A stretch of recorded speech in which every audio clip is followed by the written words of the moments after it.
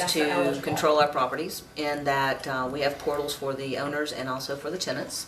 We're able to go in, identifies all the property, gives the specs on the property as far as bedrooms and baths. It gives your average your market rate rentals when we do an assessment on it to see what the property should rent for, what your highs and lows are. We try to pick the right price point for the property. It gives you, once the property is occupied, it gives you the tenant.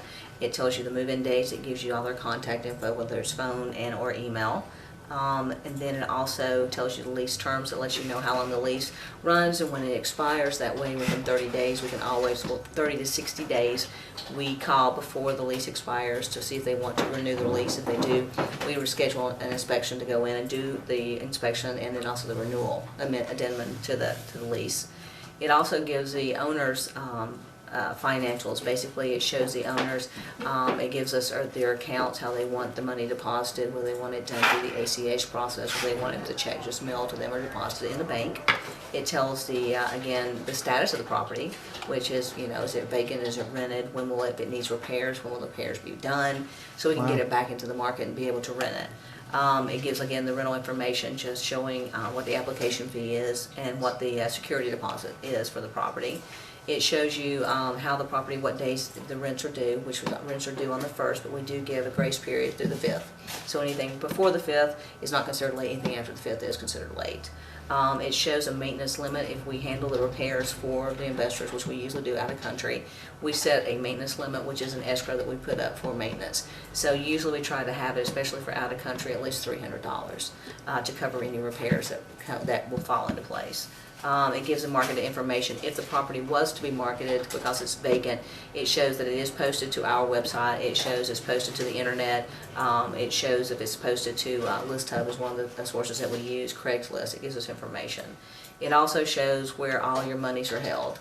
If it is rented, it shows the account that we put the money into for the rent so we can disperse it back. And we also have to have a secured escrow account. It shows how much is in the escrow as far as for the deposit. And then any photos that basically of the property that we've taken for marketing purposes are attached there. So if we do have to get that back on the market and rented, we do have photos readily available so we can get it back out. And then it also, again, shows if you go in, that's just an overview. That just shows a property overview. So you get a nice big picture of everything going on with it. Then you can go into a little subsystem here that actually shows who owns the property. It gives all your taxpayer information, your taxpayer ID, 1099, how we pay the bills, do we hold payments, anything is necessary for that actual owner. And if the owner has multiple properties, both properties will be listed, so you can always flip back and forth. And then it also has the tenants. So if the property is, again, occupied, it shows the tenants and it shows us everything about them, any balance that they have, the last day we received their payments, if they've written a bad check or anything along that line. It shows that we can only accept certified funds going forward. It shows all information such as contact information, tenant status, and also the tenants can actually go online and see theirs. They actually have a portal they can go into to look at their ledger to see any monies that they've paid, their balance coming forward, any deposits they've made, anything. So everything's nice and laid out so they can see, where their monies went. If they have a discrepancy, like I paid the rent, we actually know exactly what day it comes in. We capture a check number or if they pay by certified funds, we capture the money order and or certified check number. So we have everything readily available. So why Appfolio over other kinds of softwares? Like, what do you see? This was done BC. I really can't tell you why they went with Appfolio. All I can tell you is I'm very excited they did, because Appfolio, actually I can connect to this by my phone. So through the iPhone I can actually go in, create work orders, I can look at work orders, I can pull up any tenant information, contact names, numbers, any owner, so I can basically work on my smartphone. So it's a really user-friendly, it's simple. It's simple. I mean, I guess actually it's so simple, and it has everything that we want to be able to account. Especially the accounting aspect of it is really good because you have a lot of different reports that are ad hoc reports that are here, and also custom reports that you can customize for yourself.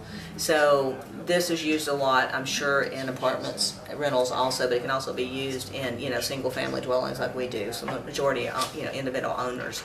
But it just shows you again, the reports are great, the cash flow reports, but it's really good not only to maintain the files and activity for whether you're renting the property, whether you're maintaining the property, or you're looking at the financial aspect of it. It really encompasses all of those functions very well and very user friendly.